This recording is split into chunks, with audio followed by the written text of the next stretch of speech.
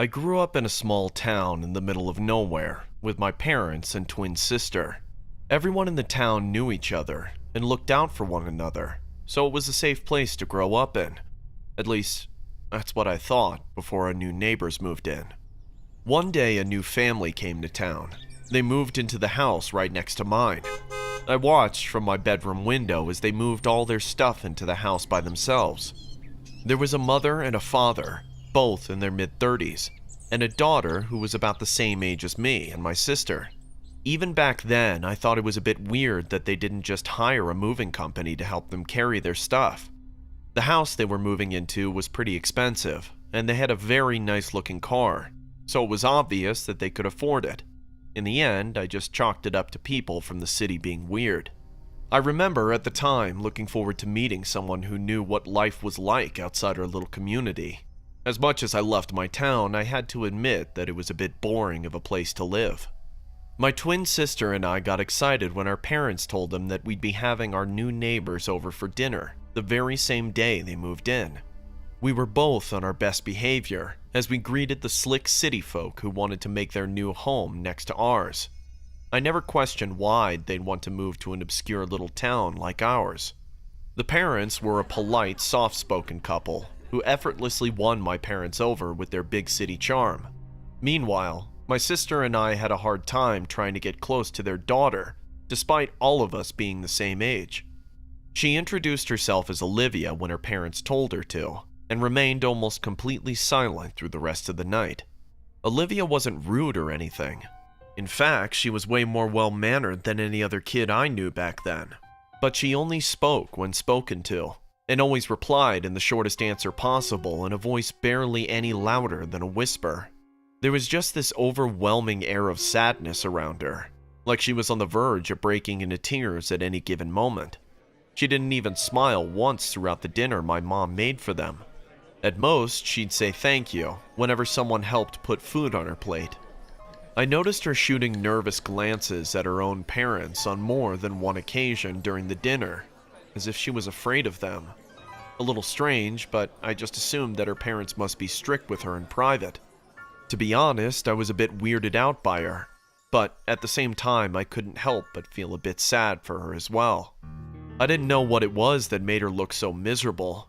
I knew I wanted to help her get through it, whatever it was. Thankfully, my sister felt the same.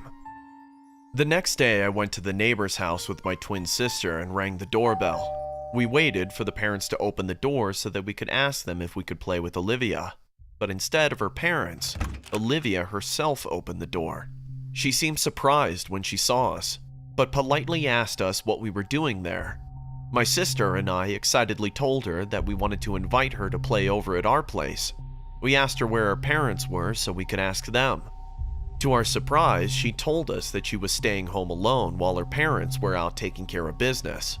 For 12-year-old me and my sister, having your parents trust you enough to leave you with the entire house to yourself just seemed impossibly cool. Our plans changed and we immediately asked Olivia if we could come in to play in her house instead.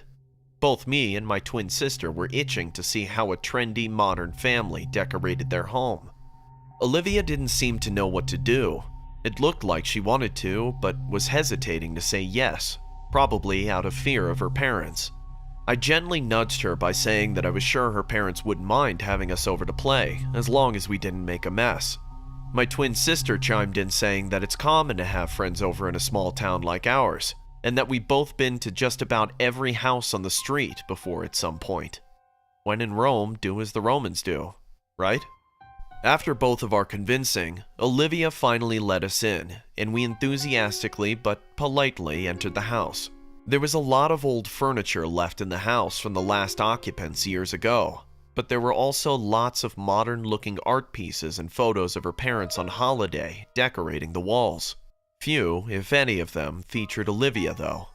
We hung out with Olivia in the living room, talking about what life in the city was like and other normal kid stuff, like our favorite movies and video games.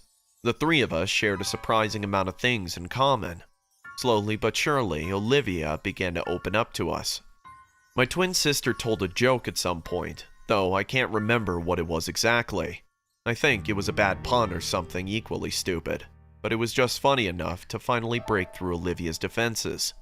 She laughed and smiled for the first time since we met her, and we joined in on the laughter despite how bad the joke was. We played on her gaming console in her room for a while before I asked her something I'd been wondering about the house. I asked her why there weren't any photos of her decorating the walls when there were so many of her parents around. The smile immediately melted from Olivia's face when I asked. I quickly apologized for upsetting her, but she assured me that she was fine. She went to her desk drawer and pulled out a photo of her to show us, except it wasn't just her. Standing next to Olivia was a girl who looked exactly like her, holding her hand as they smiled at the camera. My twin sister and I immediately guessed what must have happened, and felt a wave of sympathy wash over us. Olivia explained what we already knew. She was a twin, or used to be. Her twin had disappeared one day, presumably killed, and they moved to our town hoping that it would be safer than the city. Neither of her parents wanted to be reminded of their loss, so they didn't put her picture up anywhere. In order to lighten the mood in the room, my own twin sister suggested that we get out of it to play something else. We decided on hide and seek, with Olivia seeking while my sister and I hid. As Olivia counted down in her room, my sister and I split up to find a place to hide in the unfamiliar house. After a whole minute of aimless running, I stumbled upon the trapdoor entrance to the basement. Thinking that it'd be a perfect place to hide, I pulled it open and descended down the steps. Halfway through the staircase, the steps beneath me suddenly gave way. I brought my arms up to shield myself as I stumbled down the stairs before crashing into a pile of dirt. I picked myself up and looked around hoping that I didn't accidentally break anything else. The basement was empty. It hadn't been installed with flooring yet. Yet something in the corner of the dirty basement caught my eye. I walked over to it to investigate and found a shovel with a blade buried upright in the dirt. Beside it was a huge pile of dirt and a deep oval hole. Curious, I peered into the hole to see what laid in it. My stomach churned at what I saw and smelled. Half buried in the unfinished shallow grave was the desiccated body of a girl no older than I was. Her eyes had long been eaten by worms that were still crawling in the empty sockets, and maggots feasted on the rotten flesh of her cheeks. And yet, I could clearly see that she had the exact same face as Olivia. I got out of the basement and went to get both Olivia and my own sister out of the house as quickly as possible. I couldn't explain everything to them in my panic, but my sister could tell I was serious and trusted me enough to help drag Olivia out of the house. I told my parents what I found in the neighbor's basement, and in less than an hour, the police were there to search the house. When they got to the basement, they found the body of Olivia's twin sister where I saw her, and arrested the parents for murder. Fingerprints on the shovel in the basement matched the parents, and they confessed to killing their own daughter for, in their words, being naughty. Olivia was put into foster care and moved out of the town immediately after her parents' arrest. I haven't seen her since. Wherever she is, I hope she's doing all right, and that she never has to meet with her parents again.